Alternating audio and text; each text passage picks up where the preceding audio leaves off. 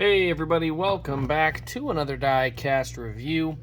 Tonight is when I record, today is when I post. We are going to be taking a look at the 2021 Alex Bowman Dover race win. This is his second win of 2021. Not sure why the Richmond didn't come out first, but, you know, whatever. Is what it is.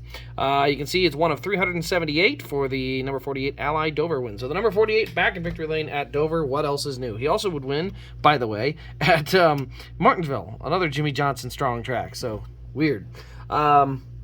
This card does come with two different things. I added a third. We've got the pin or the card here. It says Alex Bowman, Drydene 400 winner, May 16th, 2021 at Dover. Go ahead and flip it over, and we do got some track stats in here. Time of the race, 3 hours and 19 minutes. Started 16th on the day, 400 laps, 400 miles. He led 98, literally the final 98, and 7 cautions for 41 laps. This was part of the Hendrick 1, 2, 3, 4, and there you got the winner sticker there. Also does come with something I haven't even pulled out of the bag yet, but I'm going to go ahead and pop it out right now for fun, because I can. It is the race event pin from this specific race. It was the Drydene 400 at Dover, and so we've got the pin here. I'm going to go ahead and give it a good showing. There you see it, the Drydene 400 at Dover, May 16th, 2021. So that's a pretty cool thing to add on. I like having pins. Pins are cool to me. I don't know why. I just have a fascination with pins. All right, so let's go ahead and take a look at this car here. It is the first Alex Bowman car I've gotten this year. I will say, I do think right off the bat, the purple on the front is too bright. This purple is supposed to be darker. You can see it actually is supposed to match what's back here. You can see the real dark purple back here. A little too bright up front. I'm not sure why that is, that it's too bright up front or why they have the brighter purple. I know it's supposed to have a fade, but it's definitely too bright of a purple overall. It definitely needs to be a little bit darker, but, you know, it is what it is. You know, they have it set, they have it the way they have it, I guess, but I do think it does need to be a little bit darker in my personal opinion. But anyway, let's go ahead and take a look at this car here. So down the left side, you can see right off the bat, as you're on this left side, you can see the Hendrick sticker inside the rim with the 5, the 9, the 24, and the 48. Goodyear, a little bit rubbed up. Up on the left front corner, a little bit of buildup, but not too much. We've got Cup Series, NASCAR Salutes, number 48. There's 0 for the jack and all the little rivets that hold the skirt on. Alex Bowman up there on the name rail, along with the winner sticker from Richmond. Do It Right, Ally. Microsoft, Hendrick Motorsports. On the bottom here, you can see we do have a very chewed up left rear tire. So that is the first chewed up tire I think we've had for this season.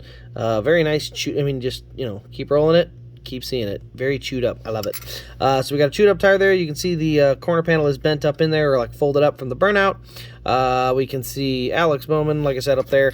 Roof flaps do deploy. We got our number 48 up here on the roof. As we go to the back of the car, you can see we've got Ally on the deck lid and on the rear bumper, along with the number 48. We've got Bowman on the rear window there. DIN number is 89.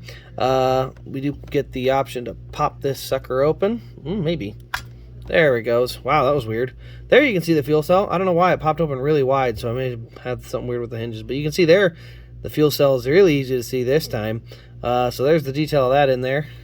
And then another weird thing is this white mark right behind the deck lid. It happened on the Chase Elliott Dover win a while back. So very weird that that white mark is back right behind the spoiler. But yeah, they had it on that one like 2 years ago in 2018 or 3 years ago, and it's back. On the right side here, you can see we got Ally Do It Right, a couple rivets over there. You can see where we have the exhaust pipes and the rivets holding that part of that skirt on, which is all blacked out. And then we got the purple skirt as you go towards the front. No chewed up tire on this side, just regular right rear tire. A couple of rivets on the side window. As you get to the nose on the front right side, little bit of buildup up there, but not much. Overall, pretty darn clean. As you get to the nose, you can see a little bit of tape up on the grill opening, and a couple different pieces of tape covering the different vents. You can see on the nose here the couple pieces of tape on the hood pins, and just these tiny little specks of rubber. I mean, it's pretty minor. Like, it's kind of tough to see. So it doesn't have a boatload, but there is some on there. So, I mean, I guess that it's there. It's just not very heavy. There. That's the heaviest spot generally for rubber buildup, and you can see there's not much there. And it is harder to see because it's a dark purple color, so that's not abnormal. But let's go ahead and take a look under the hood quick at our engine detail. All right.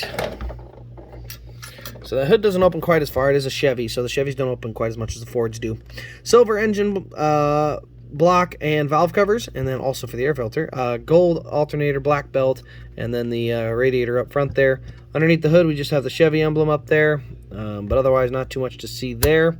Hood actually seals really nice. Very nice hood seal. You can see not a lot of gap on either side. Does sit nicely. But overall, not a ton of detail to the front of this one. Really, the biggest draw to this car is the burn up on the left rear tire. Obviously, it folded up the corner panel, and we got a chewed up tire.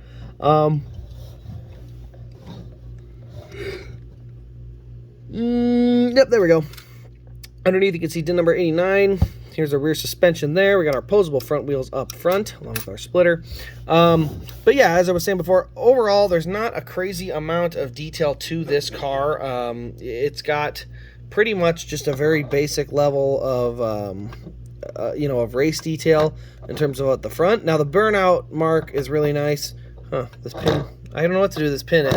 So that's something interesting I didn't show you guys yet, but this pin has two backs, and so it actually doesn't sit very nicely.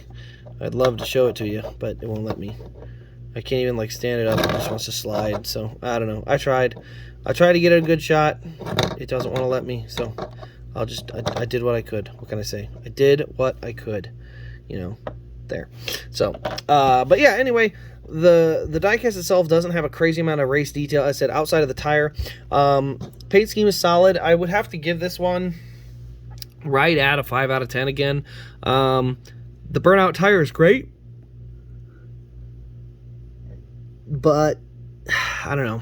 The paint scheme is not all that great on top of it not being correct with it not being dark enough. And there's not a ton of rubber buildup or wall scrapes or anything to this one. The burnout tire is nice, so maybe I'll give it a 6, but, there's definitely going to be some good ones coming down later in the year. We've had some good ones already. I mean, the Larson one earlier in the year was decent for Vegas. Honestly, the Daytona 500 car was really solid. So, they can't all be 10s, but I've always been a big fan of race versions, and this is a good solid race version. So don't get me wrong.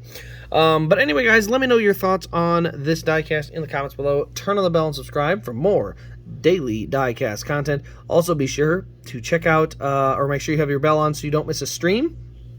I'm going to be doing some spring cleaning. Going to have some diecast going up onto the eBay page, so be sure to stay tuned so you don't miss a chance at getting some cool stuff there. But other than that, this has been Race Craze, everybody. Thanks for watching, and we'll see you in the next diecast review.